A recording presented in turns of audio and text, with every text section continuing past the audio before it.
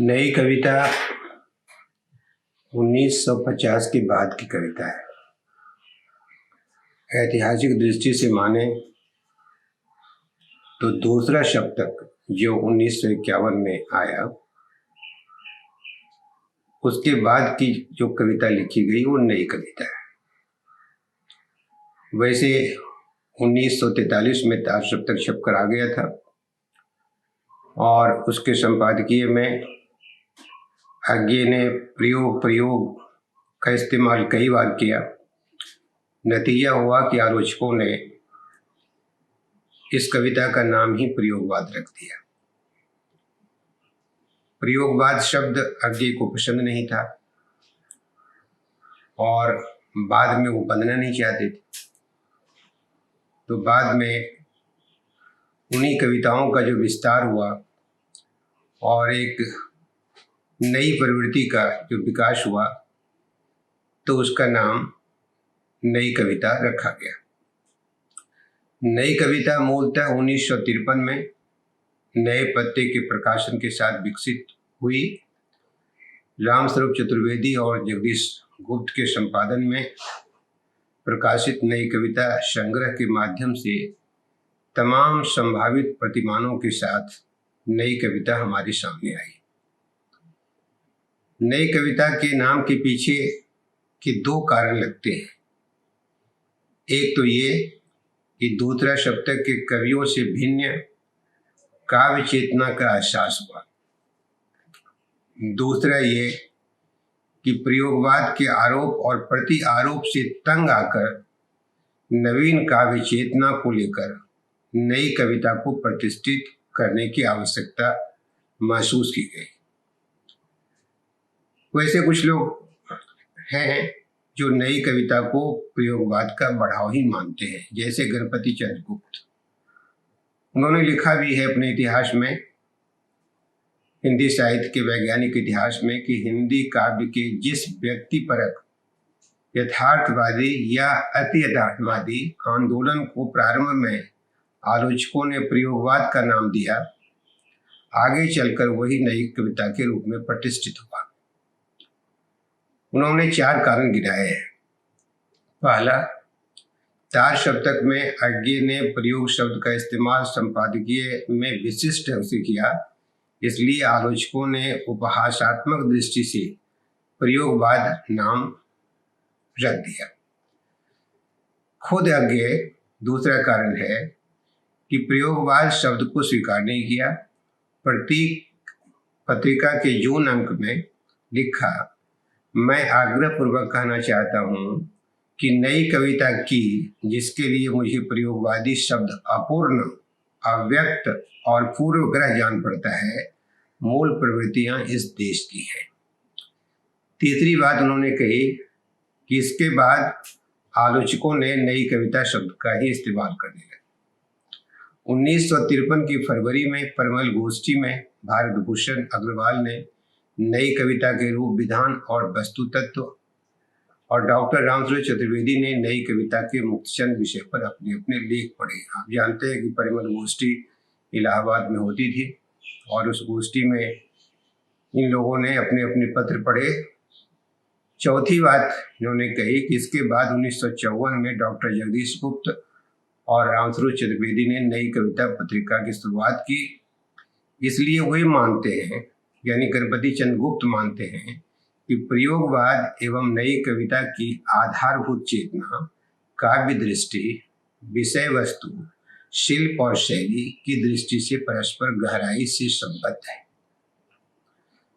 नई कविता नए पत्ते और आलोचना के कुछ अंकों में उसकी मूल स्थापना करते हुए इस बात की पूरी चेष्टा की गई कि नई काव्यधारा को व्यक्तिक यथार्थ और सामाजिक यथार्थ के साथ उन प्रतिमानों को लेकर विकसित किया जाए जो समकालीन भावबोध को वहन करते हुए सर्वथा नई दृष्टि के साथ अवतरित हो रहे हैं। इस तरह से आप देख रहे हैं कि 1950-51 के बाद की जो कविता होती है वह नए भाव की कविता है, नई काव्य दृष्टि है, और इस काव्य दृष्टि को, इस नएपन को नई कविता के नाम से हम लोग जानते हैं। नई कविता तत्कालीन मानव विशिष्टता से उद्भूत उस लघु मानव के लघु प्रवेश के व्यक्ति है जो एक ओर समकालीन समस्त तिक्तताओं और विषमताओं को तो भोग ही रहा है, साथ ही उन तिक्तताओं के बीच वह अपने व्यक्तित्व को भी सुरक्षित रखना चाहता है। विशाल मानव प्रवाह में बहने के साथ साथ वह अस्तित्व के यथार्थ को भी स्थापित करना चाहता है। इस तरह से देखें तो नई कविता की स्थापना के पीछे 4 तत्व सक्रिय हैं। पहला, नई कविता का विश्वास आधुनिकता में है। दूसरा, नई कविता जिस आधुनिकता का समर्थन करती है उसमें वर्जनाओं और कुंठाओं की अपेक्षा मुक्त यथार्थ का समर्थन है। तीसरा, इस मुक्त यथार्थ का साक्षात्कार व विवेक के आधार पर करना अधिक न्यायोचित मानती है। चौथा, यह कि इन तीनों के साथ साथ वह क्षण के दायित्व और नितांत समसामयिकता के दायित्व को स्वीकार करती है। तो नई कविता के जो ये 4 तत्व हैं, इसकी अभिव्यक्ति उस समय के कवियों की कविताओं में होती है। आधुनिकता का अर्थ विकृतियों से न होकर उस वैज्ञानिक दृष्टिकोण के समर्थन में है जो विवेचना और विवेक के बल पर हमें प्रत्येक वस्तु के प्रति मानवीय या यथार्थ दृष्टि देती है। नई कविता में छायावाद की तरह उदात्त अनुभूतियों के नाम पर पलायन नहीं है, न प्रगतिवाद के नाम पर कोई सांप्रदायिक आग्रह। वह यथार्थ और जीवन को एक साथ वहन करते हुए भुक्त क्षणों के प्रति आग्रहशील है। यथार्थ को क्रियाशील तत्व सौंदर्य को निर्धारित और परिमार्जित करता है। उसके लिए यथार्थहीन सौंदर्य, निरपेक्ष सौंदर्य और संदर्भहीन सौंदर्य बोध का कोई मतलब नहीं है। यही कारण है कि नई कविता के लिए यथार्थ से विकसित हुई तथाकथित विकृति भी महत्वपूर्ण है। नई कविता का सौंदर्यवाद बौद्धिक अनुभूति और बुद्धिवाद को स्वीकार करता है। इस कारण से किसी को नई कविता चौंकाने वाली लगती है तो कुछ को चमत्कारिक लगती है, कुछ को रसीन लगती है तो कुछ को विकृतियों का पर्याय। तो नई कविता में विभिन्न तरह की जो प्रवृत्तियां हैं और उन प्रवृत्तियों का जो रेखांकन है, विभिन्न चेतना के कवि सक्रिय हुए हैं और यथार्थ को अपने तरीके से परिभाषित करने की उन्होंने कोशिश की है और इस वजह से नई कविता किसी को चौंकाती है, किसी को चमत्कारित लगती है, किसी को रसीन लगती है। इनकी 5 मुख्य प्रवृत्तियों को हम लोग देख सकते हैं। काफ़ी लोग सक्रिय थे, काफ़ी कवि सक्रिय थे और उनकी कविताओं की लंबी फहरिस्त है, लंबी सूची है। सबका आकलन संभव नहीं है, लेकिन जो मुख्य प्रवृत्तियां हैं उसको हम लोग देख सकते हैं। पहली प्रवृत्ति है यथार्थवादी आहंगवाद, जिसमें यथार्थ की स्वीकृति के साथ कवि को की अपनी व्यक्तित्व की स्वीकृति भी है। जो कवि हैं नई कविता के, वो अपने व्यक्तित्व के प्रति बहुत सतर्क हैं, लेकिन यथार्थ का भी सामाजिक जो यथार्थ है, जो दुनिया उस समय थी, उस दुनिया को अपनी समझ के अनुसार व्यक्त भी करते हैं। और इस श्रेणी में अज्ञेय, मुक्तिबोध, कुंवर नारायण, सर्वेश्वर दयाल सक्सेना जैसे कवि आते हैं। अज्ञेय ने लिखा भी है, दूर दूर दूर मैं वहाँ हूँ, यह नहीं कि मैं भागता हूँ, मैं सेतु हूँ, जो है और जो होगा दोनों को मिलाता हूँ। मैं हूँ, मैं यहाँ हूँ, पर सेतु हूँ, इसलिए दूर दूर दूर मैं वहाँ। तो एक तरह का अहंग, एक तरह का मैंपन और अपने व्यक्तित्व की सुरक्षा का जो प्रश्न है, वह प्रश्न नई बात में बहुत ही प्रमुखता के साथ उठ खड़ा होता है।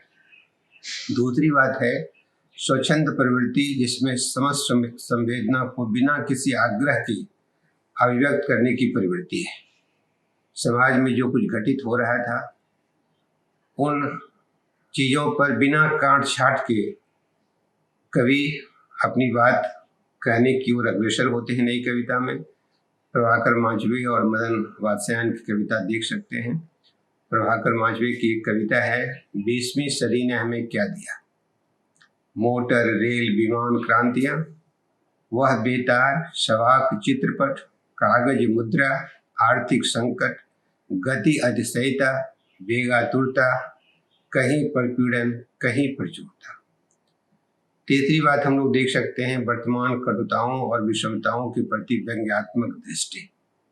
जो उस समय की विडंबनाएं थी, समाज में जो शोषण था, जो विषमता थी, परस्पर रिश्तों में जो कटुता थी, उसको व्यक्त किया लक्ष्मीकांत वर्मा, सर्वेश्वर दयाल सक्सेना, विजय दरियाराम शाही, भवानी प्रसाद मिश्र।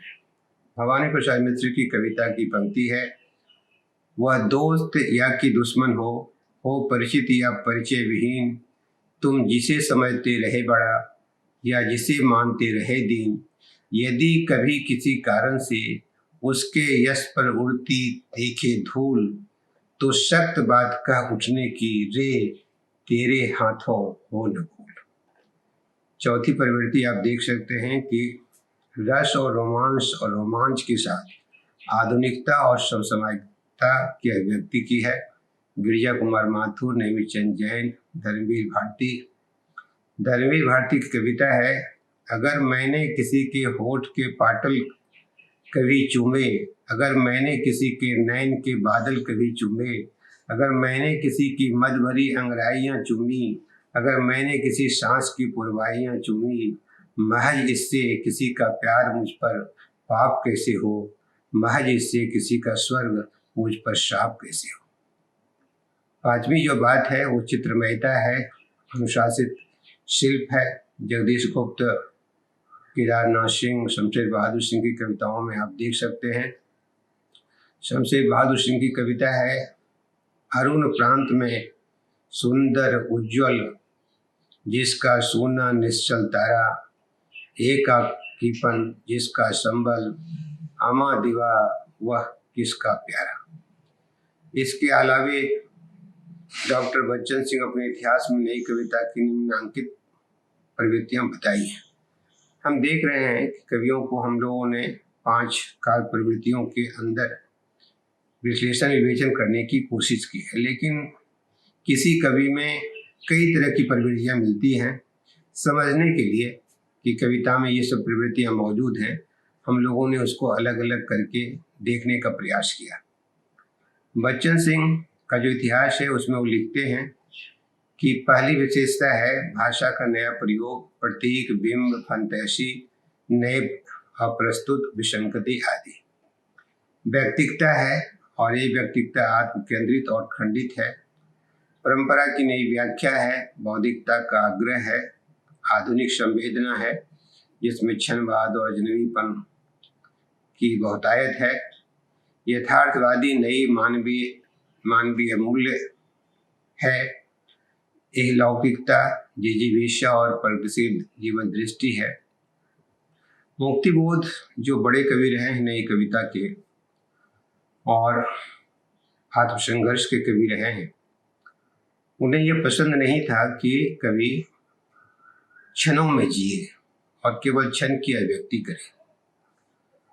वे लिखते हैं कि हम पाएंगे कि नई काव्य प्रवृत्ति जो केवल क्षण चित्रों को प्रस्तुत करती है, इस दायित्व को निभा नहीं पाती। क्षण चित्र अपने आप में अपूर्ण है, जीवन समग्र है, किंतु वह अपनी समष्टि में उलझा हुआ है। अतएव कोई भी क्षण चित्र उस समग्र को उसकी सारी पेचीदगियों में प्रतिबिंबित नहीं कर पाता। तो इस तरह से कई तरह की प्रवृत्तियां हैं नई कविता की, और प्रयोगवाद और नई कविता काफी उलझा हुआ है।